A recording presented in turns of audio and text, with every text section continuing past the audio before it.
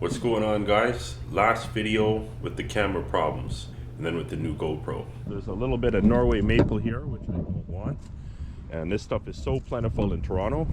There's some beech here, a little bit of red oak, some more beech up here, another piece of beech. This piece of elm I'll probably have to noodle this into logs because it just won't split. There is some sugar maple here. Maybe I'll take just this big piece here. And there's another smaller piece there. Did I see another piece of beech? Yeah, I saw one up there. This little pole here, can I get that out? Yeah. A little bit thin, but some good stuff. There's a piece of honey locust. That looks like it's buried in there. And there's another piece of honey locust somewhere here. There's another piece of red oak hiding. And that big beech one. That looks a little bit tough, but we'll see. Oh, this one's honey locust. I do kind of got to get it out of the way for the beech. I might have to move about a half a dozen pieces to get that big piece of beech. Here's my new bagging tool. It's an old propane tank. I finally found one that's tall enough. It's taller than the other one that I had, which would only fill the bag halfway. The only thing with this is it has this lip in here, which I actually took the grinder to and I ground down a bit. I probably have to grind it some more, but the problem with the smoker wood is the small chunks, they just get caught on this thing when you're trying to pull this out of the bag once you filled it.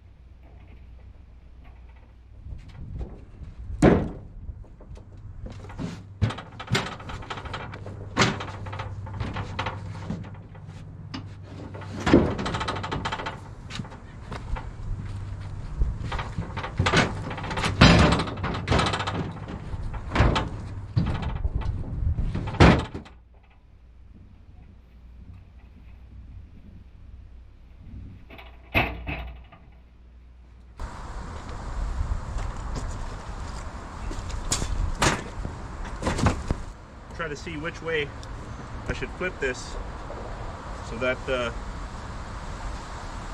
lip has the least friction when it's coming out. So the lip would have to be smoother on the side that's coming up so that the wood can kind of slip through.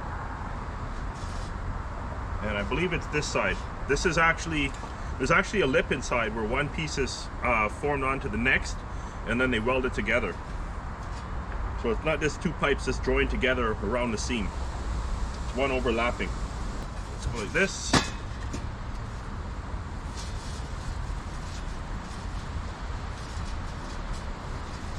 I also smoothed off the edges of this so that the bag wouldn't tear on the hard edges. I had these sugar maple bags on the left bagged up, but I'm running low on dry stuff. And I'm just trying to make surplus for my customer. I got 14 bags inside there. I'm gonna get another 5, so hopefully 6. But I don't think it'll make 6. And I'm just mixing it with the oak. And I'm doing a 70-30 ratio, 70% sugar maple and 30% oak. So I just go 2 in 1. I always try to put like an extra one in of the sugar maple every now and then. And if there's any big ones, say the oak, I'll put 3 of the sugar maple automatically.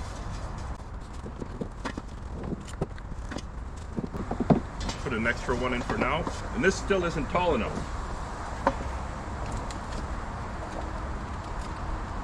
So I guess down the road I'll find one that's a lot taller, and this is a solid piece, nothing with the weld. Okay, and let's pull this thing out.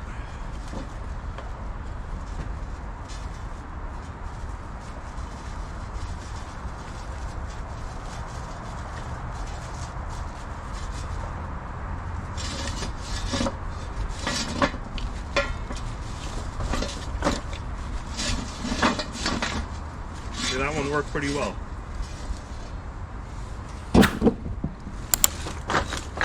Shake it around so that pieces can kind of pack down tighter. Sometimes I just gotta straighten things out in here. And then actually pull the plastic bag off over some of the corners where it jams up. Turn some around. We got a big gap here.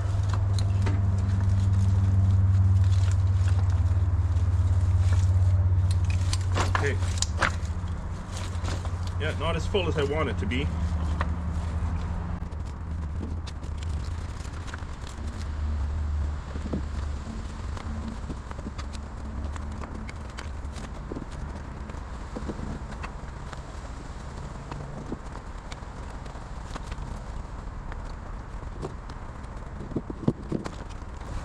Looks like I might squeeze a couple more pieces in here. Yeah.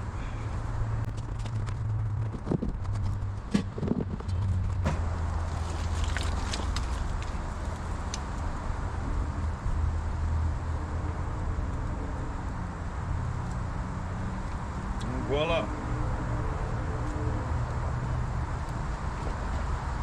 Did work a little bit faster. So I'll just finish up these bags here and then get to the chainsaw.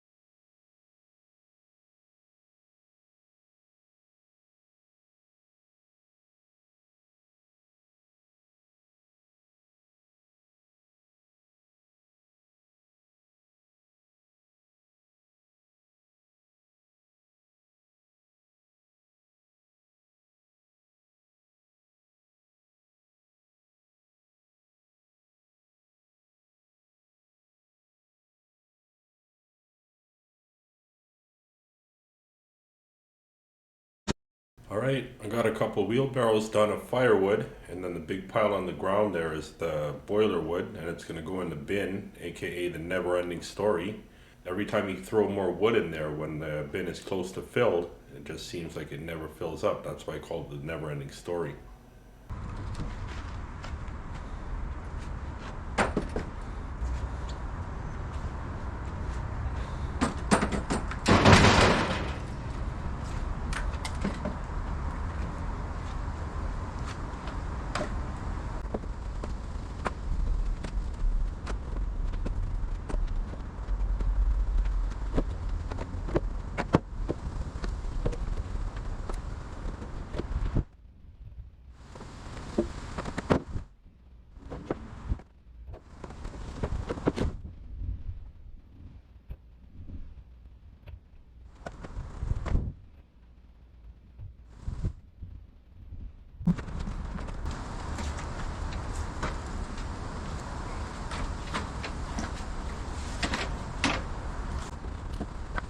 This wheelbarrow is full of 18-inch, and I'm just trying to finish off that crate up there. And there's already some 18-inch birch on the ground, which I left for the next crate because I put a bunch in this crate that I'm working on here. So any surplus walnut and whatever species, I'm just throwing down with it so that I start a mix for the next one.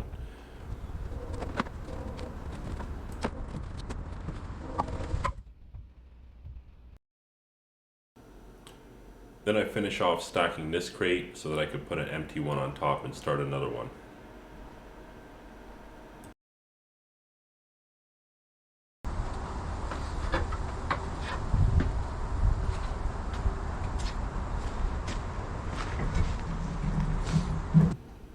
My bad, there were 3 wheelbarrows.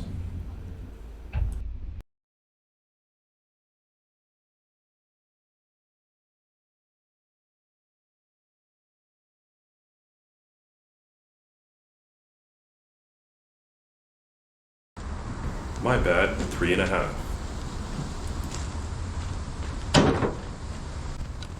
A few more over to the crates over on the left. Then bring some up to the top, and I can finish this one on the right. Start packing some down, add some more.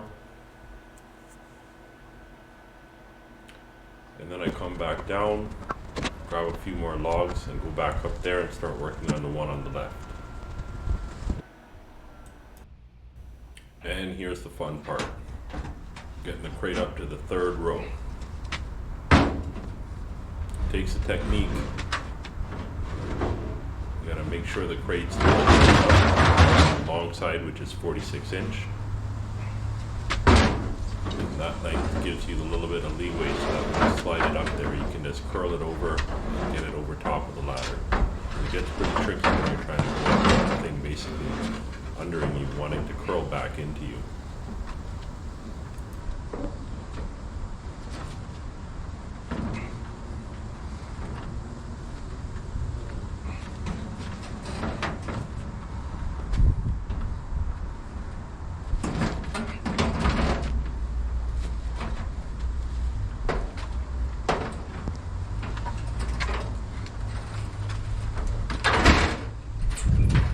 And there it is, up to the 3rd row. Squeeze it in the gap, and now it's nice and secure. Throw a bunch more wood in it, and it won't blow up. These things can blow away, guys, even though they're, hollow throughout because of the cage frame. If you get enough wind, they will blow. This one's stuck between there. It might not have a chance of doing that, but I've had where crates have blown off. One time there was a windstorm in the old woodyard. One actually blew off and fell onto the train tracks, and then it got mangled by the train. A couple of these logs were only 16-inch, so I tossed them back over to stack on the other side. And then as I throw it over, I end up knocking out the light. I hit the plug, so I had to go over and plug it back in. Back in business.